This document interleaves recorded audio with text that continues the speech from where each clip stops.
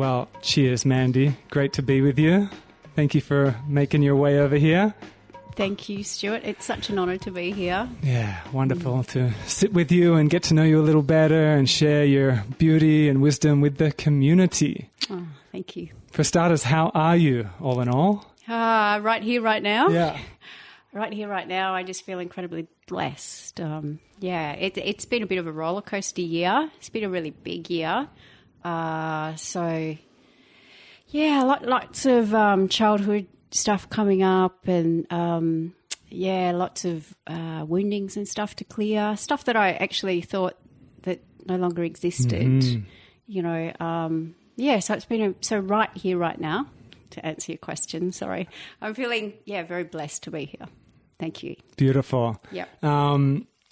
I remember at my book launch, you came up after and we just had a beautiful moment, and you shared that we have some correlates and some similarities in that we were or are, but mainly were on mainly a kind of monastic, kind of celibate type of yoga path, sadhana, and then you being in a relationship now, a deep and loving, beautiful relationship. Shout out, John Wife. Love you, brother. Me too. Yeah. And myself, I was sharing a lot about that transition, how beautiful it was, but also how intense. And you I did anyway. I thought I'd nailed it. I thought I was just permanently in the heart and permanently in these enlightened states and whatnot. And it was a beautiful time. It was a beautiful time. I'm so glad I had that time of being single and being able to practice hours and hours a day.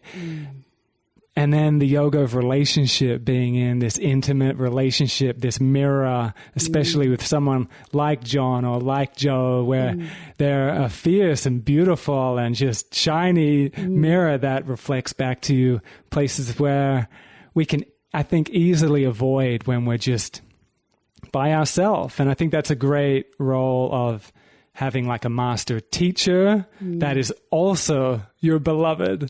So do you feel that's been part of this deeper work that's coming forth inside of you? Yeah, look, absolutely. Absolutely. I mean, as I shared with you after your book launch, I'd been celibate for 4 years. And so for me, it's been a committed journey to my yoga practice over the last 9 years. Up until that point, I flirted and danced with yoga since I was about 8. So every time I lost myself, I found myself back on the mat. And so it's been my saviour and my saving grace many, many times in my life.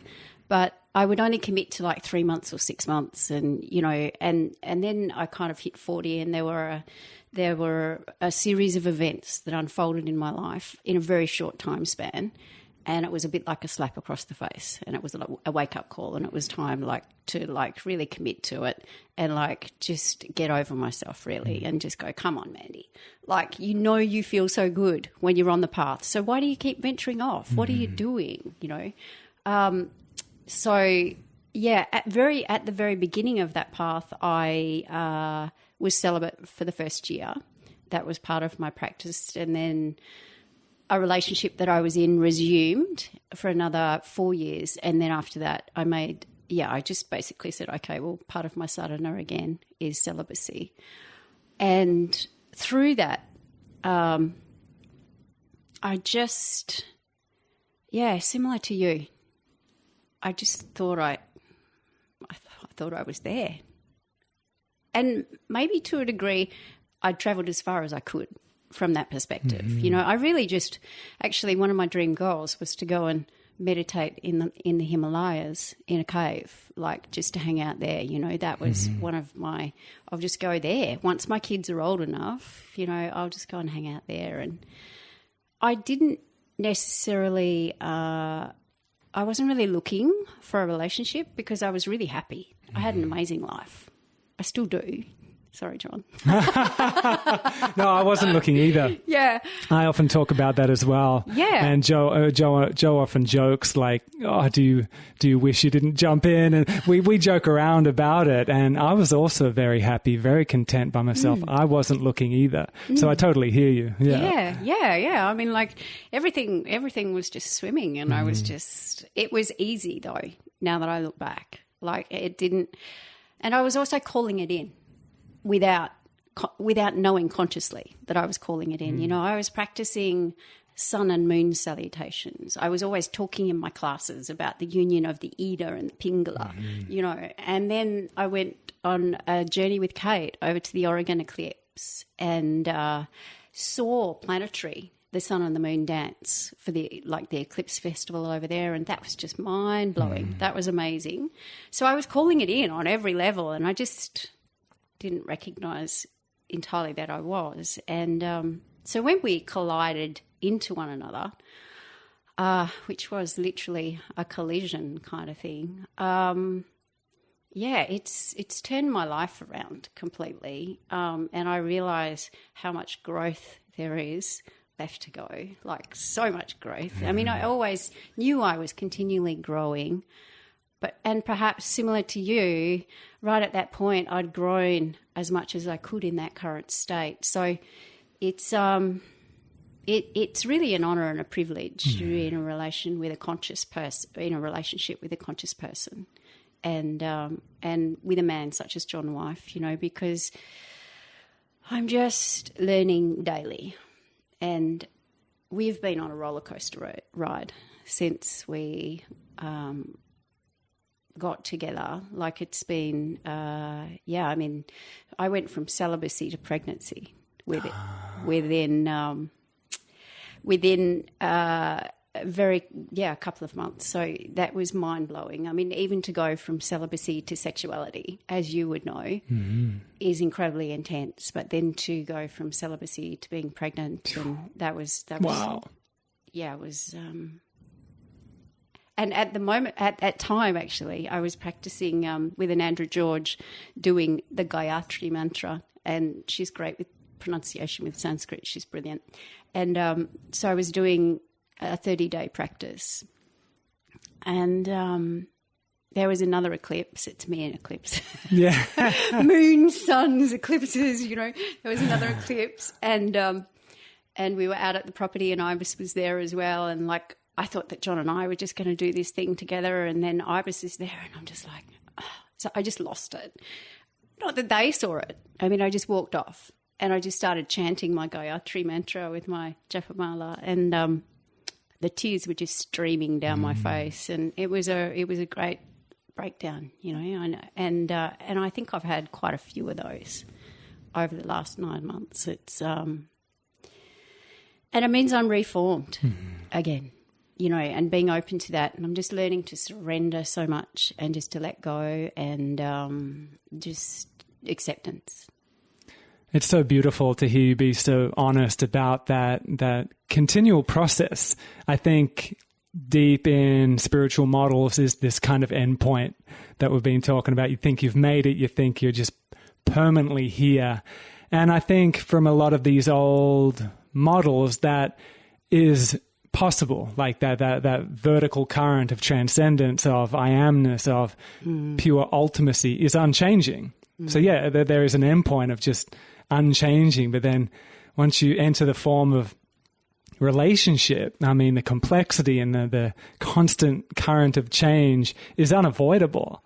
So for the yoga to constantly merge, the yoga to constantly be embodied is to be with that change. And that means we're constantly changing. Our body is dying. Our hormones are changing.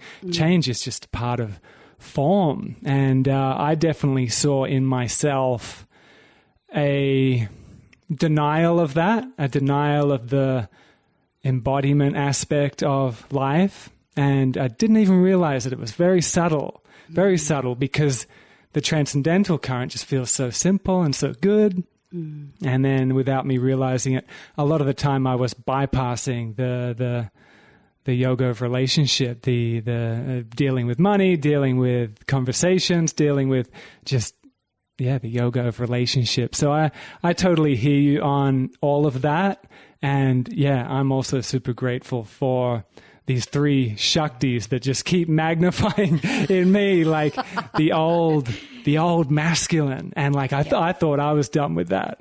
I was like, no, I've done all the work on this old toxic masculine, like done. And then it just like that fire of Shakti magnifies any of that old residue. And it's awesome. It's awesome, but challenging to be shown that, but super beautiful. Absolutely. Yeah. I think, and if we can keep bringing it back to play, and back to that degree of excitement and back to like, this is all an experiment anyway. It's all an exploration. And not taking it personally. Totally. And like maybe, trip. can you get a bit excited about this? Like, oh, wow, this is coming up now. I know it's hard when you're right in the heart of it. Yeah. When you're right in, but then the quicker we can turn it around and transmute it and like go, I recognize what this is about. And, okay, that's great. Yeah. Yeah, that's the gift. The play. Yeah, the play. I'm all about playing, exploration and experimentation. Yeah, my whole life I have been. Yeah. You gotta. Yeah. Yeah. Yeah. Yeah. Now, it's undeniable that you've also got a very shamanic flavor to your way of teaching. Our brother Julian Silburn was on here a couple of weeks ago. You collaborate with him quite a bit, as well as I do too. Can you share about how that more shamanic, primal and musical aspect of your teachings came into play? Can you remember a point where it came in, or it's just been a part of your way? Okay, I feel like there's a couple of questions there. The shamanic side of me, maybe? Mm-hmm. Well, years ago, I was reborn as a witch. Like, Talk about that, please. Let's segue into that. What happened? Okay, we'll come back to you, Julian. Yeah. Sorry about that. Well, okay. Well, this is a big story. So I took 96 pills and drank 10 bottles of champagne and hit death and came back and was furious because I had made a decision because basically I had I was 23 at the time and I'd had a fair few things go on, traumas go on, and I was just like, I've had enough. And it wasn't that I was depressed. I wasn't depressed. I was just like, okay, I'm checking out now. Thanks. I've had a great time actually, but I'm choosing that my time is over now. And Spirit didn't necessarily agree with that. Well, it didn't agree with that at all. So I was brought back and I was furious and I bit a thermometer in half and swallowed the mercury. And then they were and then the doctors and nurses were like, oh my God, she's going to die from the mercury now. And I didn't, of course, because I'm sitting here. Unless we're in a different reality, I'm not sure. We could enter other realities, I'm sure. We could.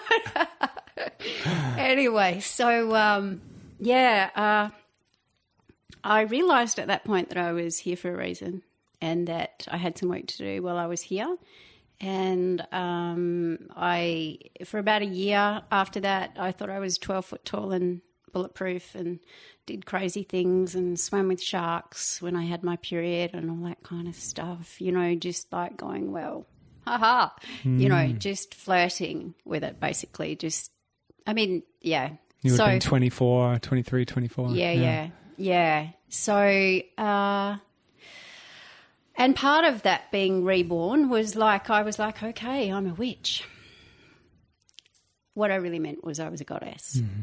And like I made myself this wand and I stepped into my full-on goddessy kind of thing at that point. I think I was running around telling people I was a witch. And I used to hold ceremonies and do all sorts of beautiful things. But so that's probably where the shamanic side came in. So I was always into full moons as a kid. Like I used to howl, didn't we, Melanie, my sister? Like, you know, I was always attracted to full moons in the sun. I'm a Leo moon, Leo sun. So that shamanic thing has always run through me. I held seances at the age of 8. So, yeah, I mean, I've always been kind of attracted to anything spiritual or anything kind of etheric or shamanic. It's always held a deep attraction for me, a deep like sense of inquisitiveness and wanting to know more. So, so the way that I met Julian, I'd known him for years, just seeing him around, and on the day that we decided to start working together, it was quite funny because I knew he was teaching at Kate's studio, Fremantle Yoga, and I knew that he was doing a sound healing, and I didn't have any plan on going, and I just kind of got this message, go and have a sound healing, and I'm like, okay, because I've actually been following that voice, you know, for at least for the last last 9 years now. I just listen to that voice unquestionably. I follow it these days because it hasn't led me wrong. You know, it serves me so true. And took a while to have faith in that completely. But I went along, and afterwards Julian said to me, hey, I've been thinking, do you want to work together? And I went, yeah, I do actually. So that was kind of how it started. And that was, I think, about 5 years ago. Yeah. Cool. So I love working with Julian, as you know. He's a beautiful man. Yeah, and he's an incredible shaman, alchemistic, medicine man. He holds so much power, you know, healing power, the power of love. And, together we just, it's amazing. I feel very blessed to work with him. And also what a wonderful, you could say, bridge he is to Indigenous awareness in Australia, which is so important right now. He's been a huge part in my life in that aspect, as well as the incredible sound healings and collaborations we've done. Just being that beautiful bridge that I don't have any other people in my life quite like that. A very unique, beautiful brother we have. Yeah, well, that was part of my attraction to working with him because I have one of my mandates, personal mandates, is to reinstate honour and respect to the Aboriginal people, and that kind of came about because I was actually doing a film with an Aboriginal friend of mine, Joe Collard, and about the alternative settlement deal, and basically he'd got in touch. He just wanted someone to help them with media because they aren't represented very well by the media streams, particularly the can't think of the word for it, but you know, they're just not shown in popular media. In ITV, yeah, absolutely. So anyway, I started working on this film with him, and because of my skin, my colouring, and because there were kind of secrets in our family closet, you know, as there are in everyone's. Well, I imagine, Stuart, are there any in yours? Many, I'm sure I'm still not aware of. Cool. Okay, well, next time maybe I'll interview you. Yeah, please do. So anyway, so I thought, okay, I'm going to find out, do I have any Aboriginal blood in me? And because I got so caught up in the cause of this film that I was working on, I really wanted to find out that I was, you know, and unfortunately that wasn't the case. I found out that I was related to a guy named John Smith, very well-known Victorian, name. Australian name, yeah. And apparently this guy had been involved with the Pinjarra massacre. And I was just devastated to discover that.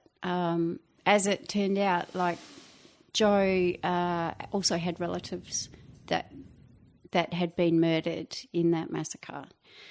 So I couldn't get out of bed. I didn't feel honourable enough to work on the film anymore. Like I was just floored with it, you know. And so I went to Joe and I just said to him what I'd discovered, and that I didn't feel it was my place to be part of it anymore. And I apologised for the actions of my ancestors, and you know, he forgave me, and I felt, I understand why I came through in this body in order for that to happen. I'm covered in goosebumps as I'm talking. Yeah, so am I. So that's why that is part of one of my mandates. And every single class that I teach, I do an acknowledgement to country. And like I'm always going around like trying to get all other yoga teachers to do it. And not just yoga teachers, but spiritual workers, because I liken it to the fact that, you know, it's a bit like if we're not doing the acknowledgement and we're not seeking permission to do the work, the spiritual work that we're doing upon this land, it's just like me going upstairs with the girls and just taking in a 6-pack of beer if I drink alcohol, you know, and flicking the TV over. That if Joe was watching the TV, flicking it over and just going, no, I'm watching this and I'm sitting here and doing my thing, you know. Good point, huh? Yeah. Wow. That's the way that I see it. So that's why I'm so strong on that as a mandate. And so for teachers listening that want to, but maybe they don't feel they've got the languaging or the awareness, but they want to, how would you advise that they do? Let's do it right now. Yeah, let's do it right now, please. So usually what I would do, I do it at the very beginning of the class. And then I would basically, I'll do it. Please. Okay. Yeah. So let's just close down our eyes to begin with. And just simply taking your awareness to your breath.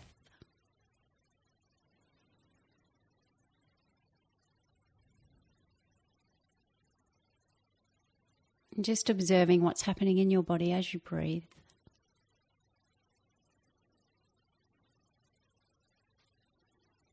With pure acceptance.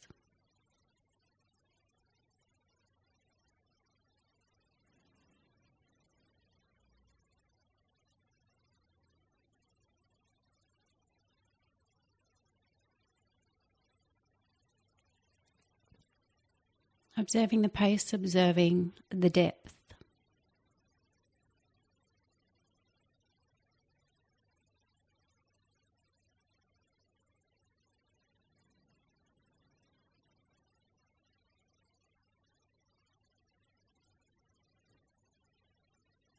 And observing any other physical sensations you're currently experiencing within the body.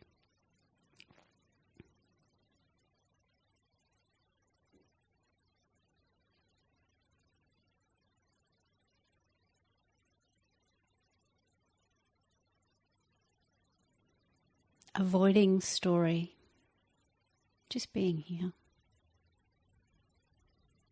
Noticing, experiencing, exploring.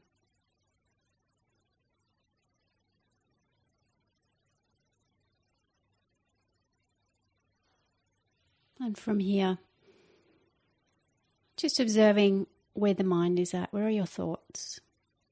Noticing if you're caught up in stories from the past or projecting into the future.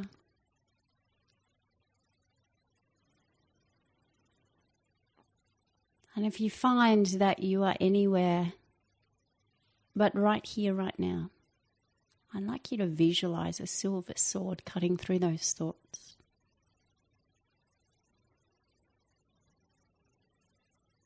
And just repeating in your mind the following statements after me. Be here now. Be here now. Be here now.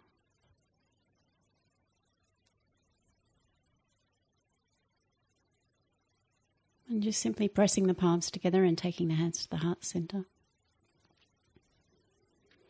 bowing the tip of the head towards the tip of the fingers. And we'll just take this opportunity to acknowledge and honour the traditional spiritual custodians of this land. So we're on Wadjuk country, and we acknowledge and honour the Bibbulmun, or the paperbark people. It's the Noongars and the Yorgars, the Aboriginal males and the Aboriginal females. We acknowledge and honour the ancient ones, the ancestors, and the elders, both past and present.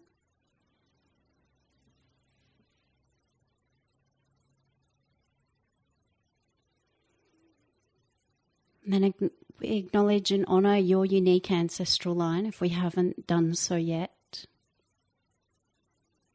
So that's all of the rich knowledge and wisdom contained within your DNA that flows through your body to the beat of your ancestral drum, your heartbeat.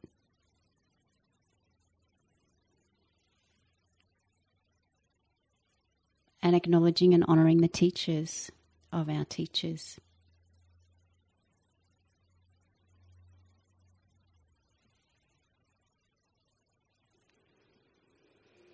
And then I'd begin with an Om.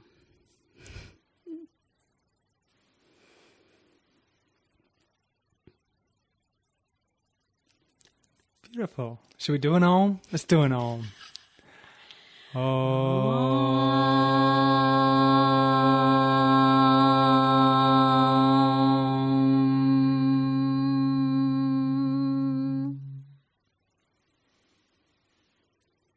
Thank you, Mandi. Thank you so much. Oh, pleasure. Thank you. All right. Do you want to interview me for a bit? I love it. Just to give you a break. Okay. I love the way you just put me on the spot there, Stuart. Okay. Tell me about your relationship with your guru. Ramdas, Yeah. and Neem Curly Baba. So, okay, right back to the beginning of that. I was also in my 20s, abusing myself, just pushing my body really hard. I wasn't really doing drugs at that point. I finished all that as a teenager. I kind of overdosed at 15 on really hard drugs and swore that I wouldn't just take particular drugs that I was at the time. But I did re-enter another toxic kind of phase of more alcohol abuse and caffeine abuse. I mean, I was living in Canada at the time, and I was just drinking those huge Timmy Hortons coffees by the truckload, just like several of them a day, and drinking too much, and got chronic fatigue, adrenal fatigue, and was just feeling like garbage, and was in a beautiful relationship, but we knew we weren't meant to be together. We were not very conscious in how we were going to break up. I had tried to break up with her and she wouldn't let me, and it was just really challenging to get out of. So I went off on a European trip. I just packed my bags and was like, okay, like this breakup is not happening, so I just got to leave. So I just left and went off to Greece, the Greek islands, for a bit, and just drank myself to oblivion, and just it's like I was kind of trying to bottom out. It's like I was trying to die in a way, and I got really sick. I got this what was going on? Swine flu. And it was just like swine flu or something, the equivalent, but I think that's what they called it at the time. And I was just coughing like crazy and kept drinking, kept traveling, kept going out, and this cough just kept getting worse. And I remember on my trip home, I could have just come straight here, But instead, I decided to have a 2-day stopover in Bangkok, a 2-day stopover in Dubai, in which I just like kept partying and kept getting sicker. And I kept hearing about Ram Dass at that time. I hadn't dove into his work yet. I had his audio teachings and not the books on me, but it kept coming into my awareness, but I hadn't dove in yet. And then I finally got home. It's like, whew, I made it, and was really fatigued once again. That adrenal fatigue just kept getting worse. I couldn't get out of bed. So I just decided to stay in bed and start to listen to Ram Dass. And was just hours and hours a day, and just as much as I could. And it was just breakthrough after breakthrough and just tears of bliss, and was feeling, that kind of rebirth. And I hadn't had a connection with Neem Karoli Baba yet, but through his stories and through Ram Dass's teachings, that came through very quickly, because that's pretty much all Ram Dass talks about. And he is pretty much just a clear channel for Neem Karoli Baba, especially now, the more he has kind of aged, and especially since the stroke, and not able to walk and not able to articulate his words as much. It's just become this clear channel of love and of Neem Karoli Baba. But yeah, that's how it began, really, in that time of trying to recalibrate and rebuild up my life, and was yearning. I was doing some yoga practice, but it was power yoga, and it was great, and physically it was helping me get in touch and connect and whatever, but I hadn't been in touch with any of the deeper spiritual teachings of yoga. And then, all these Ram Dass teachings, I was just obsessed. And then from that point on, just every day, reading and listening. At every moment I could, I'd go to sleep listening to it. And then as soon as I could, I started doing Skype sessions with him, and whenever I could, would get to Maui and be with him. And it's just been a continuous kind of blossoming from that crazy point at, I think, 22 as well, or around that age. Yeah, right. I think we're very similar in that you sound like you're very all or nothing to me. Very. Oh, yeah. I just have this vision of you partying, actually, and I think, oh, yes, I recognise myself in that, when you're horribly sick and you're still doing it, and then going in the other direction. And people always say to me, like, where's the grey in between? Like, it's kind of like, well, does there have to be? No, I mean, for me, it's been rapid transitions. I touched upon that period when I was 15. I was doing a lot of drugs, and I looked gothic, like I was pale and like dyed black hair, skater, gothic, so like this kind of mishmash of all different subcultures. I just dove right into them. One. And haven't got time to try them all, so I'll do them all. And I got into all of them. Like, I took raving to the max. I took grunge to the max. I took skateboarding I took it all. I just loved it. I loved it. But then after that near overdose, I just, and then people literally didn't recognize me when I finally started going back to school.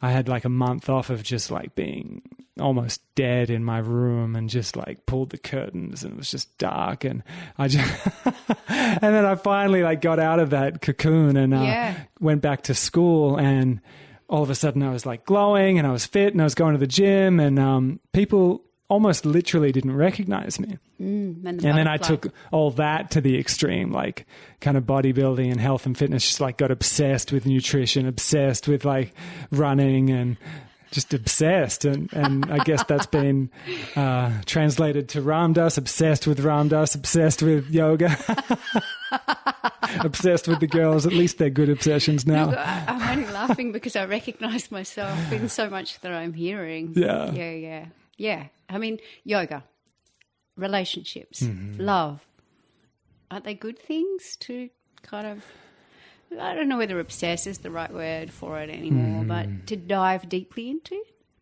Yeah. I agree. And I'm glad now at least there's the ability to watch, the ability to witness and observe when I am clinging too much and getting like too, I'm very pitted, too excited, and just like take a breath, just like chill a bit. Take a chill pill, Stuart. Go and do some mala. Go and do some chatting in the corner. Come on. Yeah, it's good. It is good. Anything else? Okay, we spoke about my kind of like movement away from celibacy. What about yours? Do you want to tell us a little bit about yours? Yeah. I mean, for me, that it was about 3 years of being celibate. It wasn't intentional at all. It really wasn't like, okay, I'm a yogi now. Time to apply some austerity, time to be a renunciate, time to be celibate. It actually wasn't intentional at all. It got me by surprise. I didn't even realize what I was doing. It's more of being in retrospect because I'd gotten out of a very serious relationship. I'd done some deep healing after that, chronic fatigue, adrenal fatigue. I was feeling great and just kept feeling better and better and just kept getting more and more subtle in my yoga practice. I was finally taking that chill pill and feeling great. I hadn't felt that good ever. And was just falling deeper and deeper in love with my yoga practice and just with being. And I was surrounded by beautiful women, of course, in the yoga scene and the health, and just surrounded by beautiful women. I just wasn't interested. I'd even go on what would seem like a date, and I'd just like, there was nothing against that person. It was like, I really love you, I really like you, but there was just all the energy was just traveling up and down really freely. There was no sexual desire, to be honest, like almost no desire at all at that time. It was just a really free-flowing state of contentment and centeredness. So that celibacy just came from that, of being really in my center and really nourished and really, content. And just, I guess that focus was all being channeled into my yoga practice and into Ram Dass and in Curly Baba, and just kept going deeper with that. And even when Joe popped up into my life, like we touched upon before, I wasn't looking for her. Could have kept going down that celibate path, and I thought I was really. I thought I was, similar, going to end up, I don't know, in the Himalayas. I am still very drawn to the Himalayas, but I thought, I'll just keep doing this. It's beautiful. I'm having fun. Just keep traveling, and I feel great.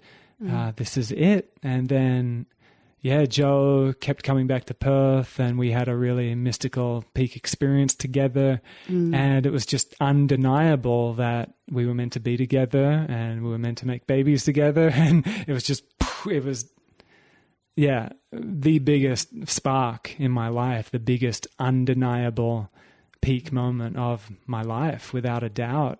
So, that's how the celibate thing was flowing in my life. I relate to a lot that you've said. I mean, for me, that first year that I spoke about, that was like, I definitely set my mind to that. But same for me, a long-term relationship with a man that is still one of my best friends and has supported myself and my two children like for 15 years. We've been in each other's lives now. And I still actually go and stay at his house. My kids still live with him. So, for me, that just ended, and I just got deeper and deeper into my practice, same as you. Like, it wasn't something that I was like, okay, now I'm going to be celibate again for 12 months. It was just like, okay, well, I just, and the same as you, I was surrounded by beautiful men, but I just wasn't interested. No desire. Just really happy on every facet of my life. You know, I just didn't feel like I really needed it, and didn't think I'd actually ever have it again. I actually thought that my path was to be celibate, and my whole thing for the last 9 years has been wanting to be the best version of me and wanting to purify my body, my temple, and my whole energy field as much as I possibly could. So that for me was, I mean, it wasn't that I thought that sex would defile me, but I was if I was going to partake in a love-making session with someone, then they had to be of a similar purity. Because I'd done all this work. Yeah. And I wasn't going to clean anyone. I didn't want to clean anyone. Yeah. Yeah, so I think I completely lost the track of that conversation. No, you're just continuing on. Yeah. Yeah, thank you for sharing.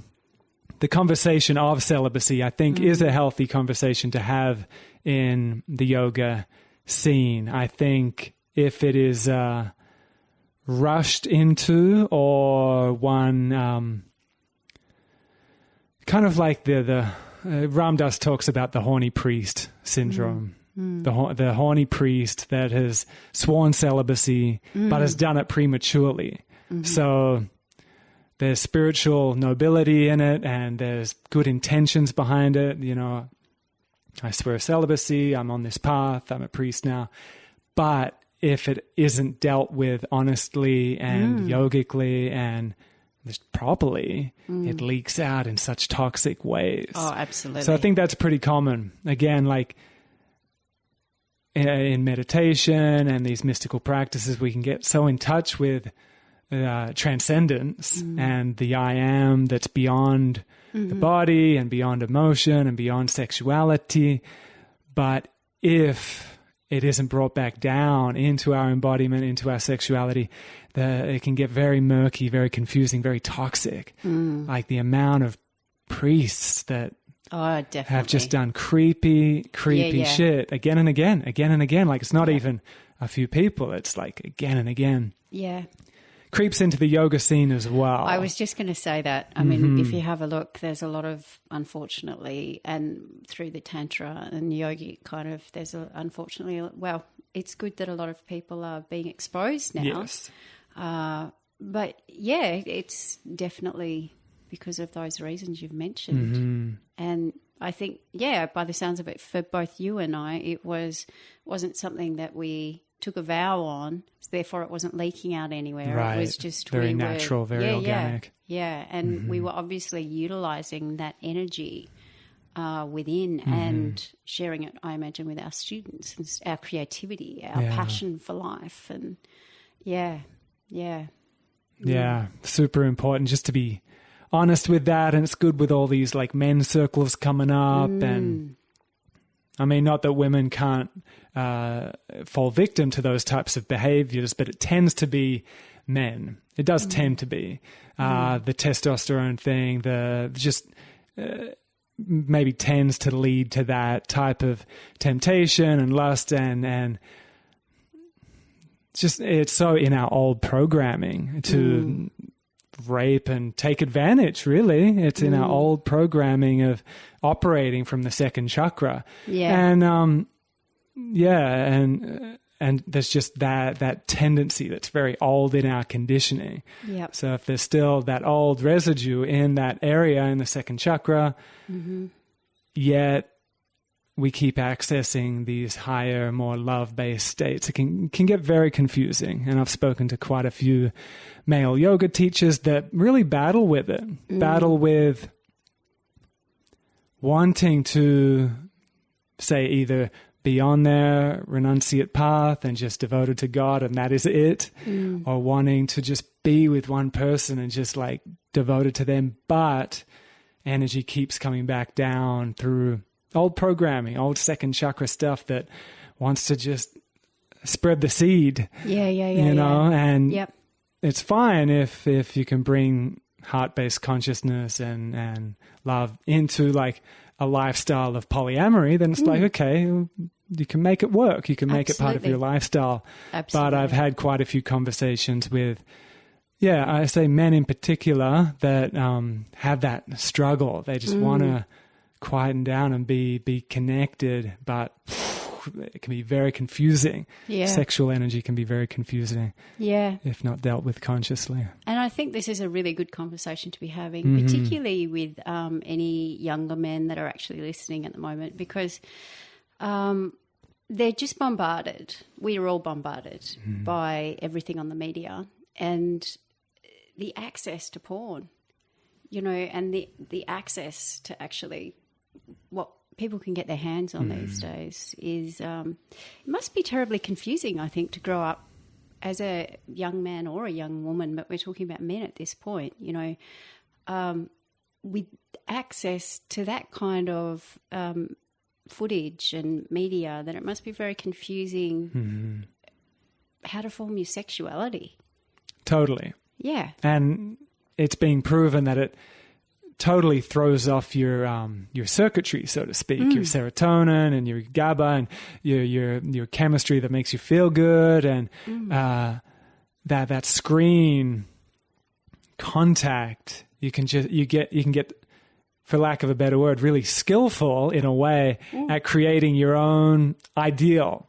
So like, okay, so you type into the porn thing, like, I want this type of person, it's going to be this type of sex, and you just create your own thing. And it can be a huge issue, because if that's all you're doing, and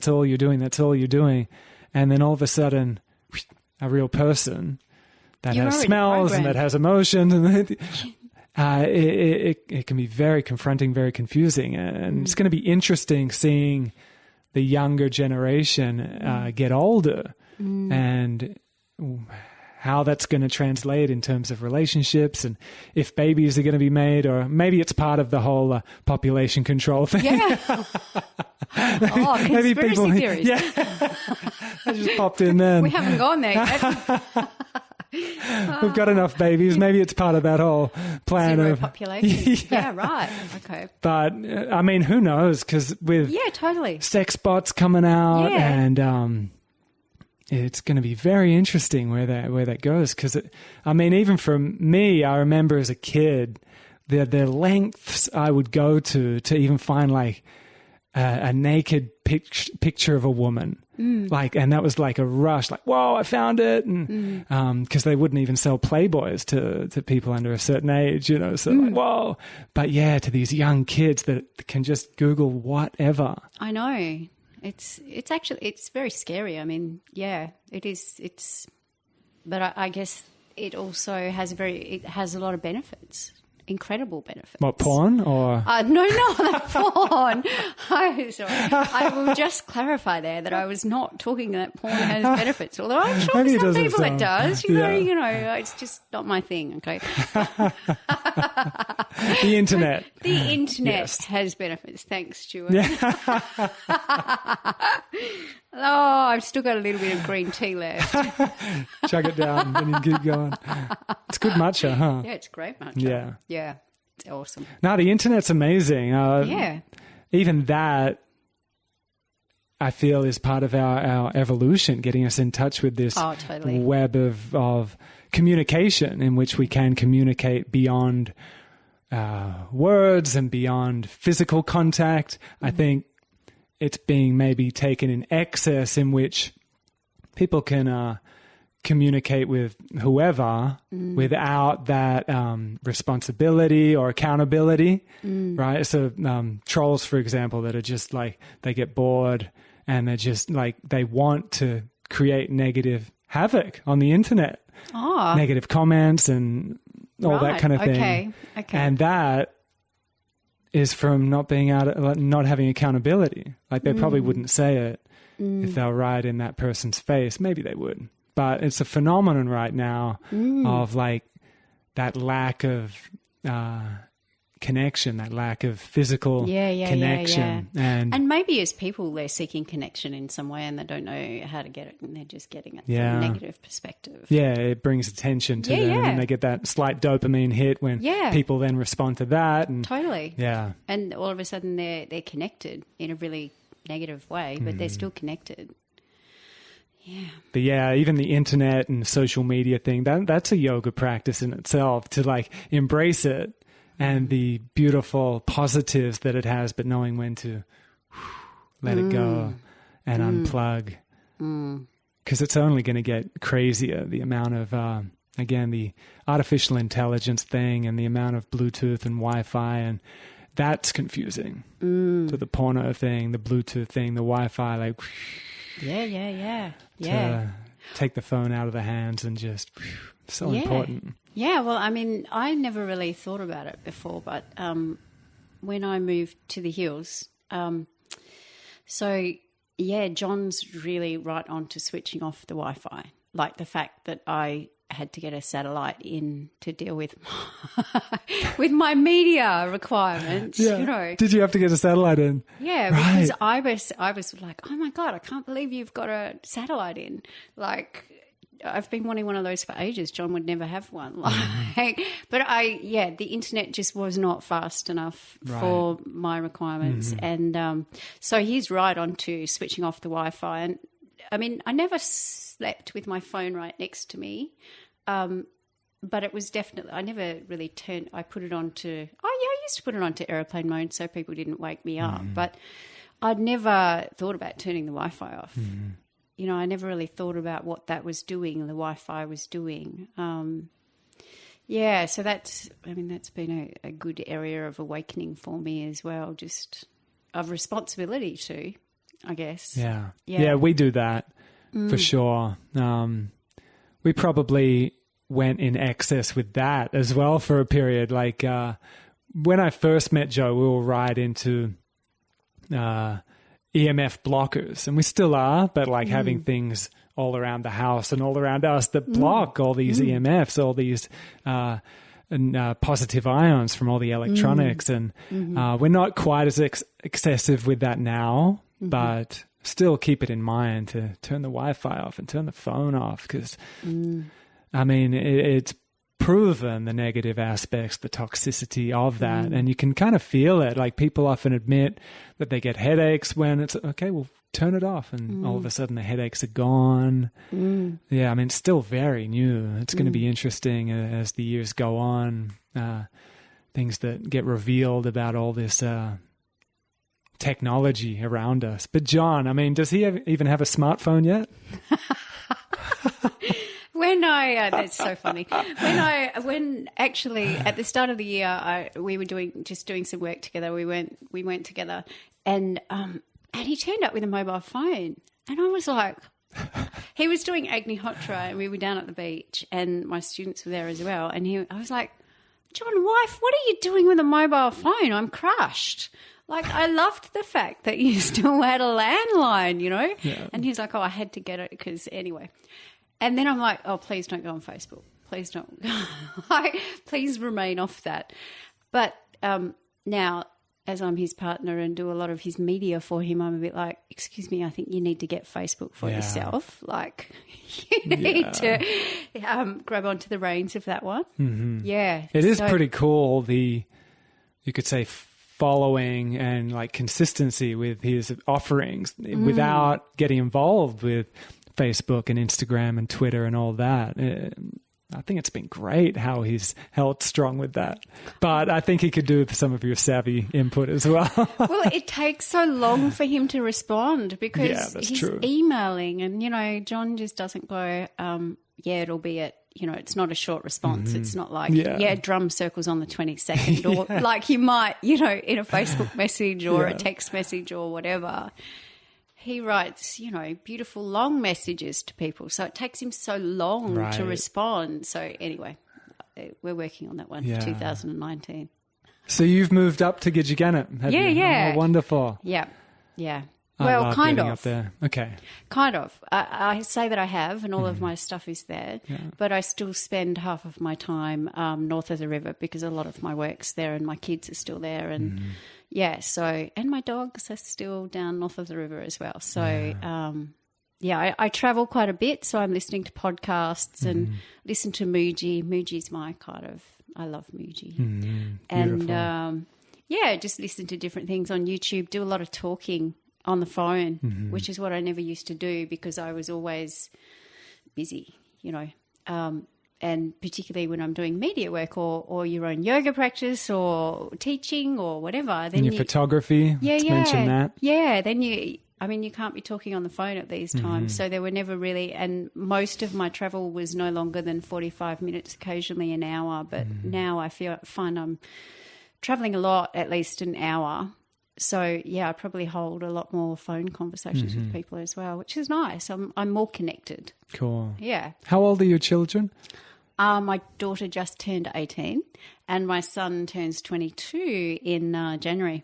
So, cool. Yeah, they're amazing. Like my son, when he was first born, actually we did a ritual to call him in.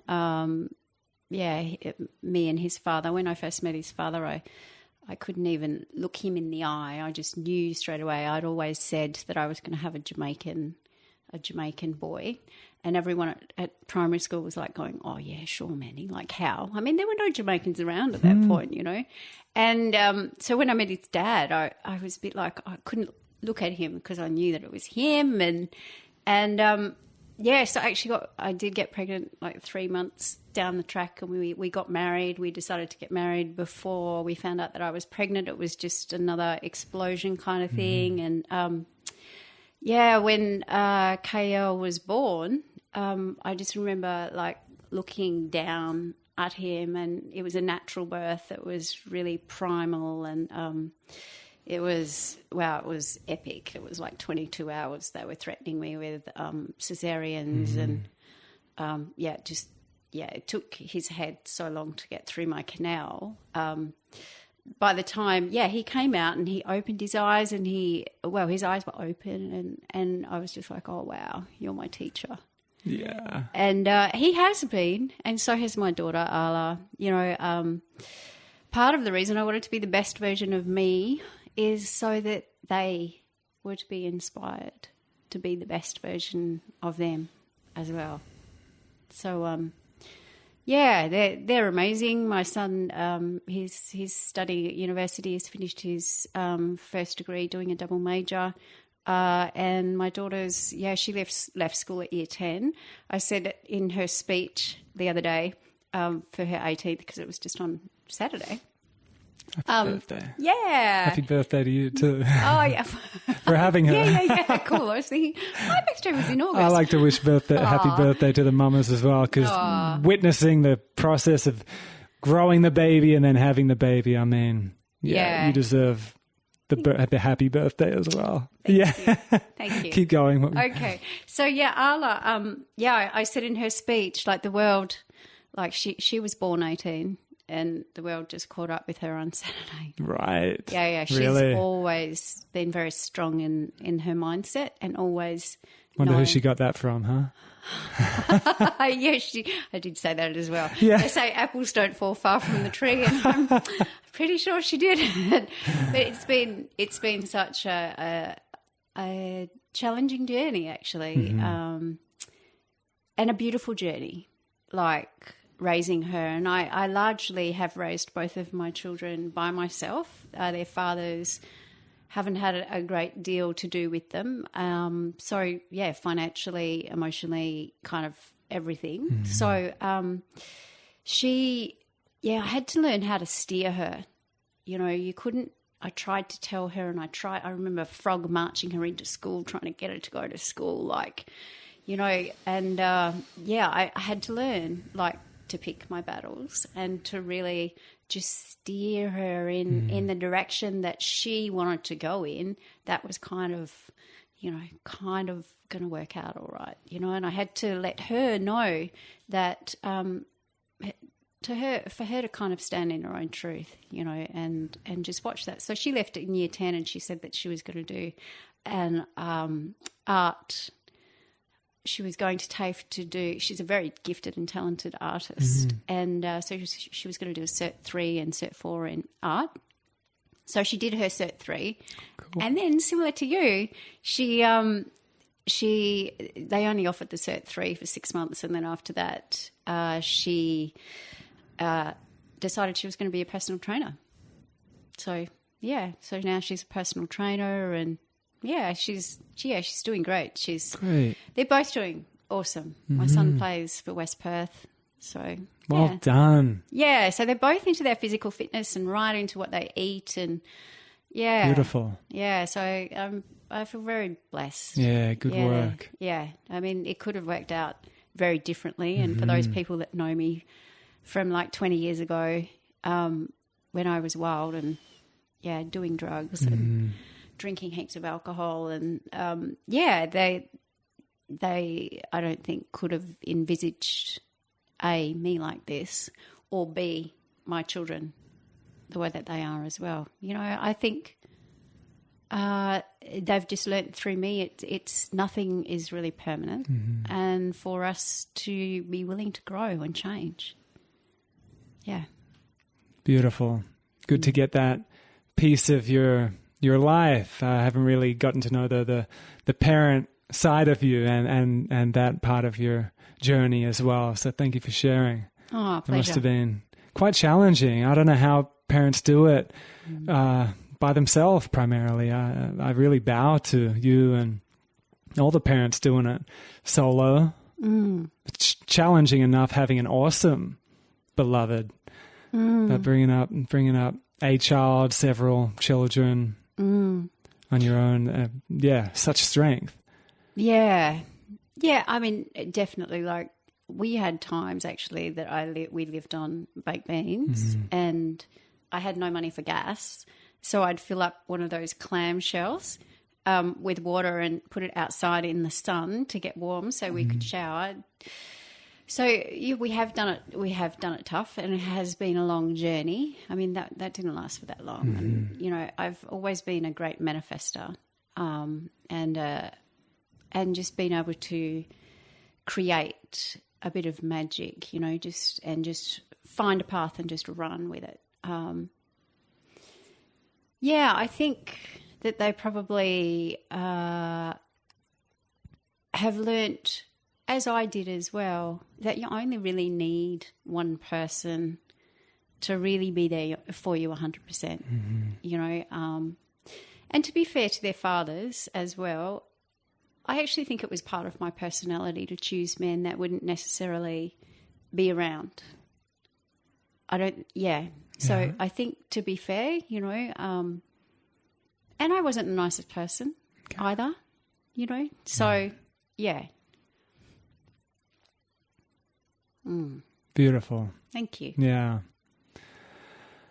Would you like to share any of your upcoming events or projects or anything you want to share with the listeners? I'll put links below as well for people to get in touch. But anything you want to talk about that's up and coming? You've got a retreat in India. Yeah. Anything else you want to bring attention to? Yeah, definitely the retreat in India. We've only got a couple of spots left in that, but going to Rishikesh, Beautiful. Which is just, you know, I walk those streets and I, you know, see the sadhus and I just, it speaks to my heart. Yeah. I just feel like I've come home, and Mother Ganga, and it's just, I love it. So I'm so looking forward to sharing that and many other things in Rishikesh with people. And Muji's going to be there at the same time. Oh, good. So, You're going to organise to collaborate? Well, he's doing an open satsang. Great. So, lots of tribal yoga events coming up with Julian Silburn. I'm not sure when this is going to be aired, but there's one on the 22nd of December, which is summer solstice as well. And then we're doing a really special one on Australia Day, which is a little bit contentious. And I've checked it out with Nana Violet. Great. Yeah, but we're going to make it Aboriginal Day. Oh, wonderful. Wow. Yeah, and encourage people to dress in Aboriginal colours. Get my dad down. Because remember I shared last year, it's my birthday, and I riled him up. Because I'm the Australia Day boy. My sister's actually born on Australia Day as well. Cool. Yeah, I do remember that post. Yeah. Oh, we didn't talk all day, for a couple of days. Wow. Maybe for even a week. He wasn't happy about that. Well. He thought, I've spoken to Julian about it as well. Like, he actually was worried about my safety. Oh. Literally. Oh.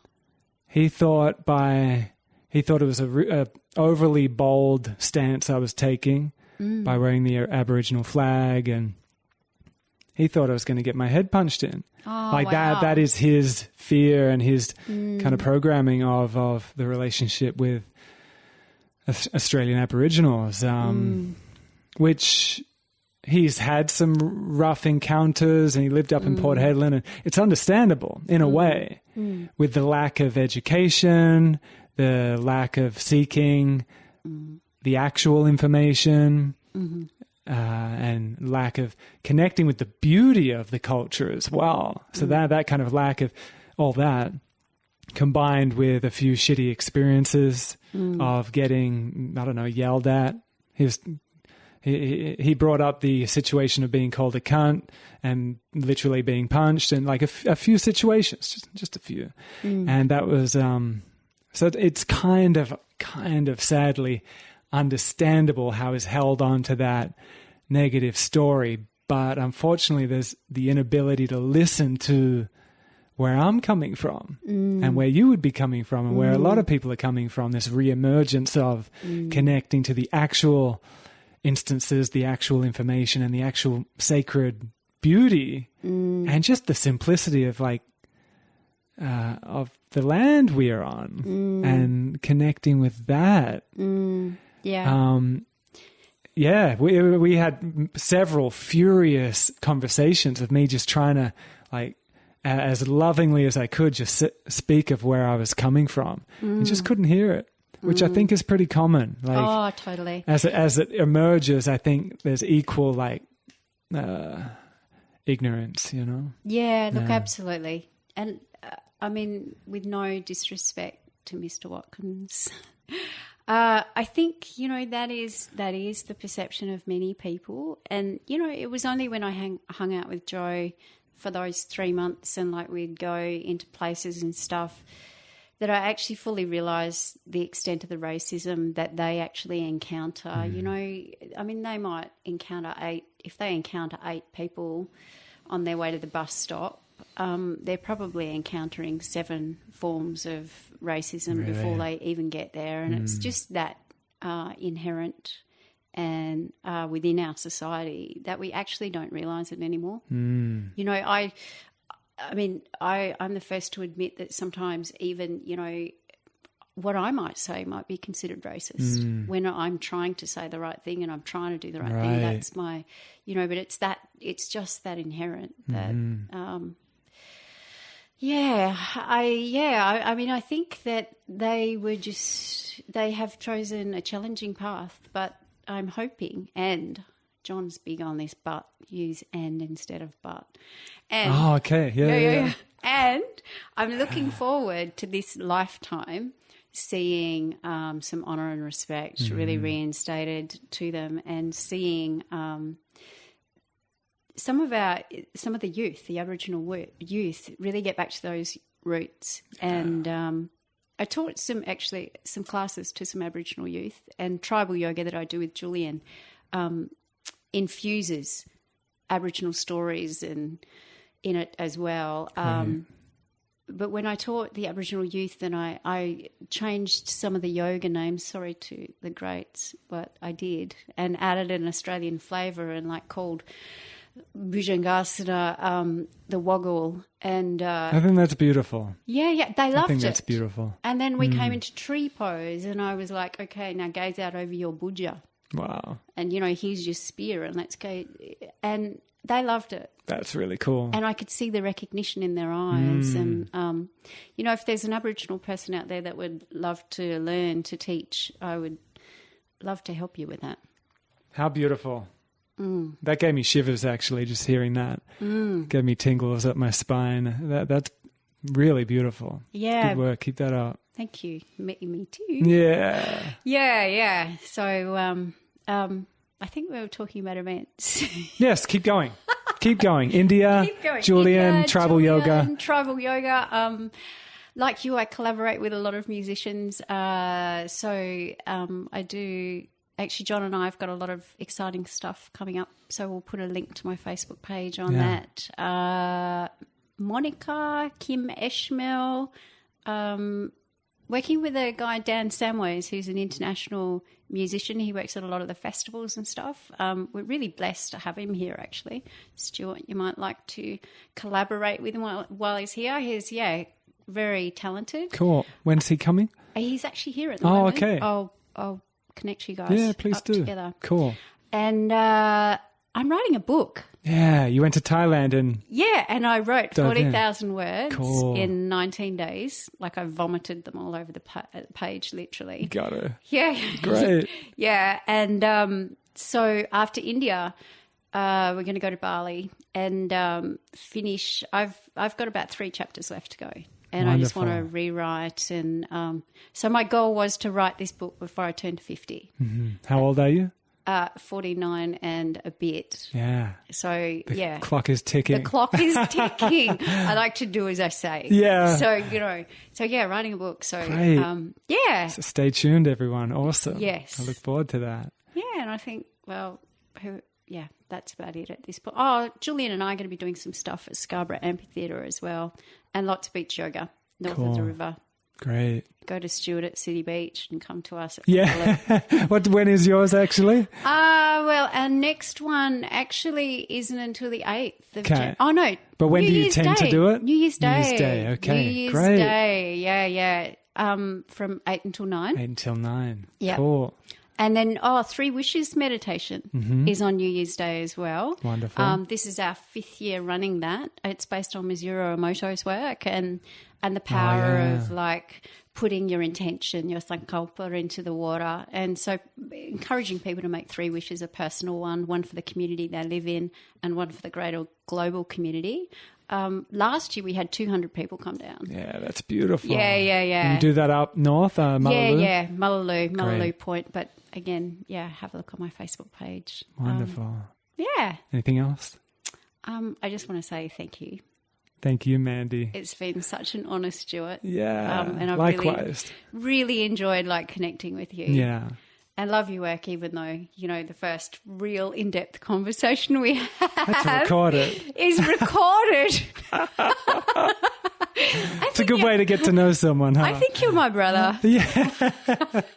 With your love of media and my love of media. Yeah. I'm so stoked that you did this. I wish I thought of this first. Yeah. I'll see your podcast coming up next, huh? Yeah. I'm doing this just like Stuart Watkins. No, I love you, Mandi. Great to sit with you. Thank you for sharing. Thank you for coming all the way down here. Stay in touch with Mandi's work, everyone. I'll put links down below. Love your work, Mandi. Thank you. Much and thank love. you all so much. Yeah. Thank you, everyone. Much love. Thank you.